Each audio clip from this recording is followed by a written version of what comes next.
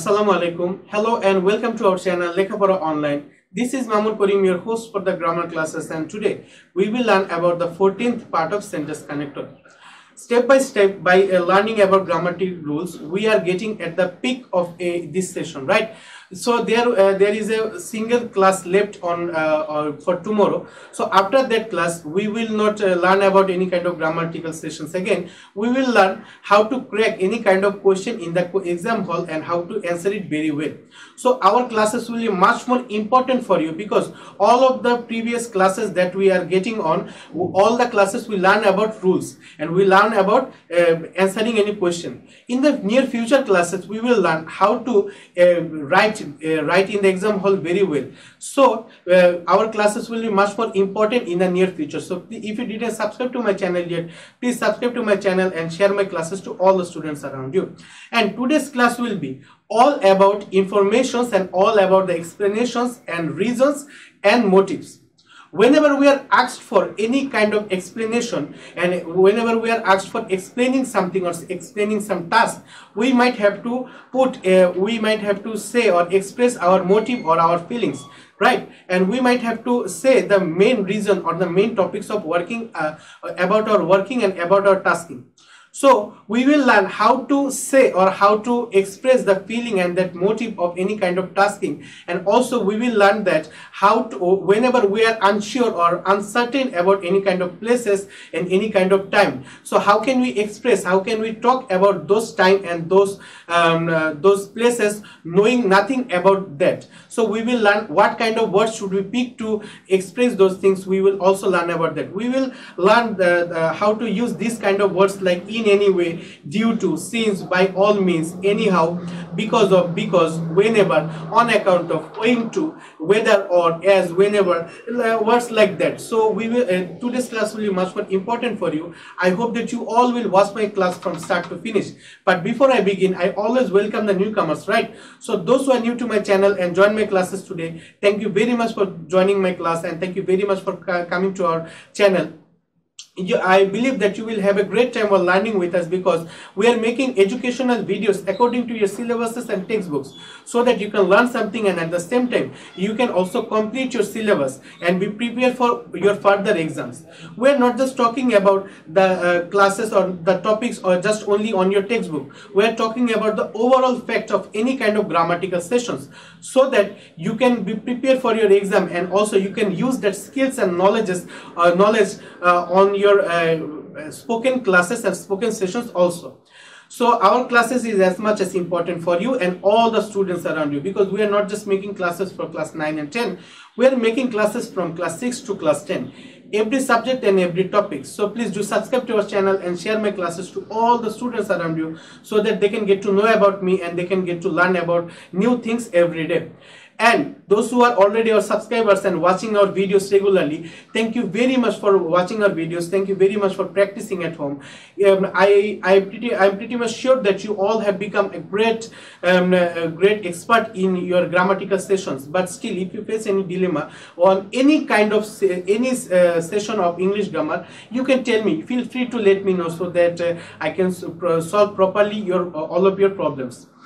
So no more talking, let's get started. Please grab your seat on the first bench, take a pen and a notebook, so that you can write all the rules down, and take a sharp eye on my class and listen to me very carefully, so that you can receive all the knowledges that I bring for you. Today I will start my class with rule 44. So if you know nothing about this topic, then please start with part 1, because from part 1 to part 13 I discussed about almost 43 rules. So please go to that classes, have a good grip on that rule, then come to this class, so that you can understand today's class also. Rule 44 is all about two words, so that in order that we can use these two words to express the feeling or the main motive or the main reason of any kind of incident. whenever we are talking about something or about someone, we might have to put a proper reason, or we might have to put a proper motive of that task or of that person. So whenever we are up for that, we have to use so that or in order that to express those feelings, to express a subordinate clause. And we also, these two words are much more familiar to us because we saw these two words in two sessions of grammar, in completing sentence and in transformation of sentence. When we are learning about how to transform a simple or compound sentence into complex sentences, then we learned about it that we can use so that or in order that to make any kind of sentence into turn any kind of sentence into a complex sentence. If we learn it on Bangla, so that অথবা in order that অর্থাৎ যাতে বা উদ্দেশ্য প্রকাশক, so কোনো কিছু উদ্দেশ্য প্রকাশ করতে গেলে তখন কিন্তু আমরা চাইলে so that অথবা in order that ব্যবহার করতে পারি, ঠিক আছে। সো আর একটা জিনিস আমি মনে বলে দিতে চাই, মেনশন করতে চাই যে so that এবং in order that কিন্তু মূলত হলো আমাদের কি বলে এটাকে লিঙ্কার, এটা কিন্তু সেন্টেন্স কানেক্টর নয়।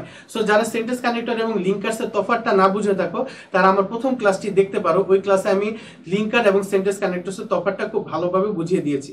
তো যাই হোক, দেখো এখানে দেওয়া আছে সাবঅর্ডিনেট ক্লজ। সাবঅর্ডিনেট ক্লজ এর আরেকটা কথা, সাবঅর্ডিনেট ক্লজ সম্পর্কে যদি কেউ না জানো তাহলে বলে নিই, যখন একটা ক্লজের মূল উদ্দেশ্য বা মূল কারণকে বোঝাতে গেলে তার সাপোর্ট হিসেবে আরেকটা ক্লজকে আমরা বলি বা লিখে থাকি, তখন তাকে সাবঅর্ডিনেট ক্লজ বলে। যখন একটি ক্লজের সাপোর্ট হিসেবে বা ওই ক্লজের মূল উদ্দেশ্য বা মূল ভাবটা প্রকাশ করার ক্ষেত্রে আমরা আরেকটা ক্লজ ব্যবহার করি, তখন ওইটা হবে সাবঅর্ডিনেট ক্লজ, ঠিক আছে। দেখো এখানে দেওয়া আছে, আমরা উদাহরণ দেখলে আরো ভালো বুঝতে পারবো। He is reading attentively so that he can get GPA 5, এখানে দেখো he is reading attentively একটা সেন্টেন্স এবং so that he can get GPA 5 হলো আরেকটা সেন্টেন্স। তো দুটি দেখো, he is reading হল attentively একটা ক্লজ এবং he can get GPA 5 আরেকটা ক্লজ। তো সে যে এত মানে ইম্পর্টেন্স দিয়ে attentively স্টাডি করছে, কেন করছে এই জিনিসটা প্রকাশ করার জন্য পরে আরেকটা ক্লজ নিয়ে আসা হয়েছে, that he can get GPA 5। So এটা হলো একটা সাবঅর্ডিনেট ক্লজ। তারপরে দেখো, the man started his journey earlier so that he might reach his destination in time, ঠিক আছে। এটাকেও এখানে দেখো সাবঅর্ডিনেট ক্লজ ব্যবহার করা হয়েছে। তারপর দেখো, Della sold her hair in order that she could buy a gift for her husband. এটাও একটা সাবঅর্ডিনেট ক্লজ। এই ডেলার ঘটনা কিন্তু খুবই মজার, যদি জানতে হয় অবশ্যই আমাকে কমেন্ট করবে যাতে করে আমি তোমাকে ডেলার ঘটনাটা বলতে পারি। আমরা যদি পরবর্তী রুলে চলে যাই, দেখো ইন অর্ডার দ্যাট অথবা সো দ্যাট এর একটা সংক্ষিপ্ত রূপ আছে দ্যাট, ঠিক আছে। যে যা বা যেটা, আমি তোমাদের অনেক সময় বলে থাকি না যে আমরা এডুকেশনাল ভিডিও তৈরি করছি যা তোমাদের পরীক্ষায় সাহায্য করবে বা যা তোমাদের পরীক্ষার প্রিপারেশন নেওয়ার জন্য সাহায্য করবে।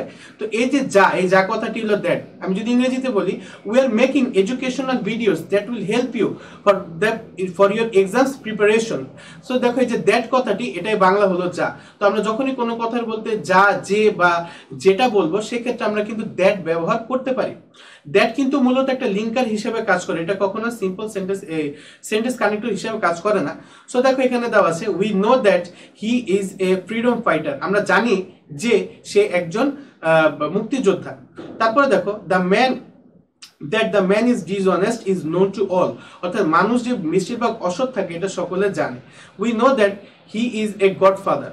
তারপরে হলো, it is said that honest is the best policy, ঠিক আছে। তো আশা করি এই রুলটাও বুঝতে পেরেছো। পরবর্তী যদি রুলটাতে আমরা চলে যাই, রুল 46।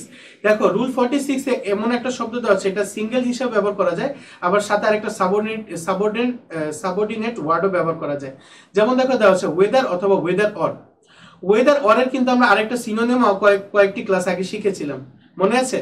আইদার অর, নাইদার নর। যেখানে আমরা ওয়েদার অর ব্যবহার করতে পারবো, ওইখানে কিন্তু আইদার অরও ব্যবহার করতে পারবো। যখনই আমরা কোনো বিষয় সম্পর্কে অনিশ্চিত থাকবো, যেমন মনে করো আমি বললাম সে কাজটা করতেও পারে নাও করতে পারে, সে আসতেও পারে নাও আসতে পারে, সে 100 টাকাও দিতে পারে 500 টাকাও দিতে পারে, সে মানে তাকে মারতেও পারে নাও মারতে পারে, সে তাকে হত্যা করতেও পারে নাও করতে পারে। সো এই যে কোনো জিনিস সম্পর্কে আনসার্টেনিটি আছে বা আনশিওরনেস আছে, এটাকে প্রকাশ করতে গেলে আমরা আইদার অথবা অর ব্যবহার করতে পারবো, অথবা ওয়েদার অথবা অর ব্যবহার করতে পারবো।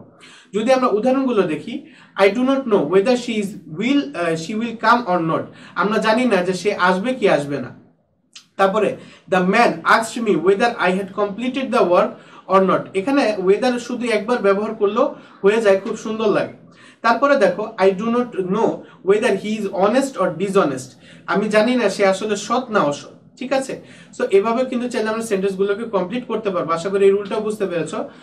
রুল 47 হলো দেখো ওয়েনেভার সম্পর্কে শিখতে গেলে আমার ইমিডিয়েট আগের ক্লাসটা সম্পর্কে একটু আলোচনা করি। আগের ক্লাসে আমরা দুইটা এরকম ডাব্লিউ সম্পর্কিত রিলেটিভ প্রোনাউন শিখেছিলাম, রাইট? আমরা শিখেছিলাম হুএভার এবং হোয়াটএভার। যখন আমরা কোনো ব্যক্তির সম্পর্কে অনিশ্চিত থাকি যে এই সামনে যে ব্যক্তি আছে সে কি আমরা জানি না, বা ছেলে নামে বা নাম কি জানি না, তখন আমরা হুএভার ব্যবহার করি। যেমন আমরা একটা উদাহরণে দেখেছিলাম, however you are, you should accept our request, right? ঠিক আছে। তারপরে দেখো, এরপর আমরা শিখেছিলাম হোয়াট এভারের ব্যবহার। যখন আমরা কোনো বিষয় সম্পর্কে বা কোনো বস্তু সম্পর্কে অনিশ্চিত থাকবো, তখন কিন্তু চাইলে আমরা হোয়াট এভার ব্যবহার করতে পারি।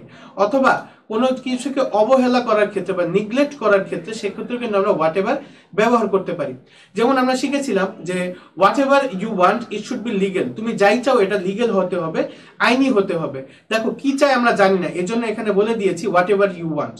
তারপর দেখো whatever your ambition is it should be honest, তোমার যাই অ্যাম্বিশন থাকুক, তোমার যাই ভবিষ্যৎ প্ল্যান থাকুক, এটা যাতে সৎ হয়। ঠিক আছে, বুঝতে পেরেছো যে আমাদের কোনো কিছু সম্পর্কে অনিশ্চিত থাকলে হোয়াট এভার ব্যবহার করতে পারবো। আবার আমরা কিন্তু কিছু চাইলে কিছুকে মানে অবহেলা করার ক্ষেত্রে, যেমন আমি যদি বলি যে he called you for help, so সে তোমাকে সাহায্যের জন্য ডেকেছে, তুমি বলতে পারো whatever, just drop it, I don't want to hear anything about him. ঠিক আছে, যা বাদ দাও, আমি তার ব্যাপারে কোনো কথা শুনতে চাচ্ছি না। সো এই ক্ষেত্রে দেখেছো হোয়াট এভার কিন্তু অবহেলা করার ক্ষেত্রে ব্যবহার করা যায়। সো আশা করি এই রুলটাও বুঝতে পেরেছো। সো তারই ধারাবাহিকতা এখানে এসেছে যে কোনো জায়গা বা কোনো সময় সম্পর্কে যদি আমি অনিশ্চিত থাকি, তখন কিন্তু আমরা ওয়েন এভার ব্যবহার করতে পারি। Whenever you need me just make me a call, তুমি যখনই আমাকে দরকার তখনই আমাকে কল দিতে পারো। অর্থাৎ কখন দরকার আমরা জানি না, সেক্ষেত্রে আমাকে যখনই দরকার বলা হয়েছে। এরপরে যদি আমরা রুল 48-এ চলে যাই, দেখো 48 হলো কোনো জায়গা সম্পর্কে অনিশ্চিত হলে। যখন সময় সম্পর্কে অনিশ্চিত ছিলাম তখন আমরা ওয়েন এভার বসিয়েছি, জায়গা সম্পর্কে অনিশ্চিত থাকলে হোয়াট এভার হবে, ওয়ের এভার হবে। So wherever you are, ঠিক আছে, যেমন দেখো দেওয়া আছে wherever he goes for help nobody helps him, সে যেখানেই সাহায্যের জন্য যায় কেউ তাকে সাহায্য করে না। তারপর দেখো wherever you go I will always follow you, বা I will be with you, ঠিক আছে, আমি তোমার সাথেই থাকবো। সো এখানে কোনো জায়গা সম্পর্কে অনিশ্চিত, এজন্য এই কথাটি বলা হয়েছে। আশা করি এই রুলটাও বুঝতে পেরেছো। এখন আমরা যদি রুল 49-এ চলে যাই, রুল 49-এ কিন্তু অনেকগুলো আমরা ওয়ার্ড দেওয়া আছে, as, since, because of, for, on account of, due to, owing to. এই সকল ওয়ার্ডগুলো ব্যবহার করা হয় কখন জানো? যখন আমরা কোনো জিনিসের কারণ প্রকাশ করতে যাব। যখন আমরা একটা কথা বললাম, মানে ওই কথাটা বলার মূল কারণ কি সেটা প্রকাশ করতে গেলে যেহেতু, নতুবা, কিন্তু, অথবা এই সকল ক্ষেত্রে আমরা এই ওয়ার্ডগুলো ব্যবহার করতে পারি। যেমন অ্যাজ অর্থ যেহেতু, সিন্স অর্থ যেহেতু, বিকজ অর্থ কারণে, বিকজ অফ অর্থ কারণে, ফর অর্থ জন্যে, অন অ্যাকাউন্ট অফ অর্থ জন্যে, ডিউ টু অর্থ জন্যে, ওয়িং টু অর্থ জন্যে। সো এই সকল ক্ষেত্রে যেহেতু বা কারণে ব্যবহার করতে গেলে সেখানে আমরা এই লিঙ্কারটি ব্যবহার করতে পারি। যেমন আমরা যদি উদাহরণ দেখি আরো ভালো বুঝতে পারবো যে জিনিসটা আসলে কি বলেছে আমাদেরকে। যেমন দেখো I could go out because of অথবা owing to the heavy rainfall, we could not go out, আমরা বাইরে যেতে পারলাম না। এখানে সবচেয়ে সুন্দর মানে অ্যাপ্রোপ্রিয়েট, দুইটাই সঠিক, অ্যাপ্রোপ্রিয়েট শোনা হলো because of the heavy rainfall, ভারী বৃষ্টি হচ্ছে এজন্য আমরা যেতে পারছি না। তারপর দেখো অ্যাজ অথবা since the weather was rough we cancelled hour journey, দুইটাই সঠিক, কিন্তু সবচেয়ে সুন্দর শোনে as the weather was rough we cancelled hour journey, ঠিক আছে। তারপর দেখো because of his hard labour Ismail Hossain succeeded in life, ঠিক আছে। তো বিকজ অফ যে কথাটি, বিকজ অফ এর কারণে, বিকজ অফ এটা মানে সেন্টেন্সটাকে আরেকটু সুন্দর অ্যাট্রাকটিভ করছে। পরে দেখো I went to his house because অথবা অ্যাজ অথবা for I was invited, so এখানে আমরা অ্যাজ ব্যবহার করতে পারি, অ্যাজ সবচেয়ে সুন্দর শোনাচ্ছে, অ্যাজ আই ওয়াজ ইনভাইটেড। তারপরে I could not go to school on account of my illness, আমি স্কুলে যেতে পারি নাই আমার ইলনেসের কারণে, অসুস্থতার কারণে। সো আশা করি এই রুলটাও বুঝতে পেরেছো। এই রুলটাও খুবই মানে মজাদার এবং খুবই ইম্প্যাক্টফুল, খুবই কার্যকরী। তো আমরা আজকে লাস্ট রুলে চলে আসি, রুল 50। রুল 50-তে দেখো দেওয়া আছে তিনটা word, in any way, in any how, বা বাই অল মিনস। যখন আমরা বলি যেভাবেই হোক বা যা করেই হোক আমি তোমাকে সাহায্য করব, তখন কিন্তু আমরা এই ওয়ার্ডগুলো ব্যবহার করতে পারি। যখন দেওয়া আছে দেখো যে কোনোভাবে বা যে কোনো উপায় হোক কোনো কাজ করতে চাইলে বা করা হবে বা হয়েছে এমন বোঝাতে এই লিঙ্কারটি ব্যবহার করা যায়। যেমন দেখো দেওয়া আছে ইউ আর ইন প্রবলেম, তুমি এখন প্রবলেমে আছো, I will help you anyhow, আমি যেভাবেই হোক তোমাকে সাহায্য করব। You will make the program successful by any means, আমরা যেভাবেই হোক যা করেই হোক আমরা প্রোগ্রামটাকে সাকসেসফুল করব। তারপর দেখো the problem is serious, in any way we have to solve it, ঠিক আছে, এই প্রবলেমটা কিন্তু খুবই গুরুতর, খুবই সিরিয়াস, যেভাবেই হোক আমাদের প্রবলেমটা সলভ করতে হবে। তো এই ছিল মূলত আমাদের রুল 50, আজকে এই পর্যন্ত শেষ। আগামী ক্লাসটা খুবই গুরুত্বপূর্ণ হবে, কারণ আগামী ক্লাসটা গ্রামাটিক্যাল সেশনের সর্বশেষ ক্লাস হবে। আগামী ক্লাসে লাস্ট সেন্টেন্স কানেক্টরসের কয়েকটি রুল নিয়ে আমি আলোচনা করব, এবং পরবর্তী ক্লাসগুলোতে আমি বোর্ড কোশ্চেন সলভ করার চেষ্টা করব। তো ক্লাসগুলো যাতে মিস না করো, যদি এখনো আমাদের চ্যানেলটিকে সাবস্ক্রাইব করে না থাকো, অবশ্যই সাবস্ক্রাইব করে নিও এবং বেল আইকনটি প্রেস করে নিও। আর যদি আজকে ক্লাসটি ভালো লেগে থাকে, please hit the like button and share my classes to all the students around you. So that's all for today. I will come to you with another video on sentence connector. Until then, stay home, stay safe, and never stop learning. Assalamu alaikum.